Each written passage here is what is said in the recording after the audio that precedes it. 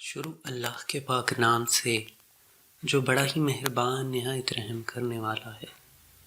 حدیث مبارکہ ہے، حضور اکرم صلی اللہ علیہ وآلہ وسلم نے فرمایا، کیا میں تم کو ایسے اعمال نہ بتلاؤں جن سے اللہ تعالیٰ گناہ مٹاتے اور درجات کو بلند کرتے ہیں؟ صحابہ کرام رضی اللہ تعالیٰ عنہ نے عرض کیا، کیوں نہیں یا رسول اللہ صلی اللہ علیہ وآلہ وسلم؟ ارشاد فرمایا، ناگواری کے باوجود کامل وضو کرنا، مساجد کی طرف زیادہ قدم چل کر آنا، اور نماز کے بعد دوسری نماز کا انتظار کرنا، بس یہ سرحد پر پہرا دینے کی طرح ہے۔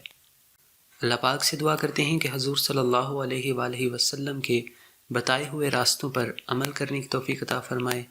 ملتے ہیں ایک اور ویڈیو کے ساتھ، تب تک کے لیے اللہ حافظ۔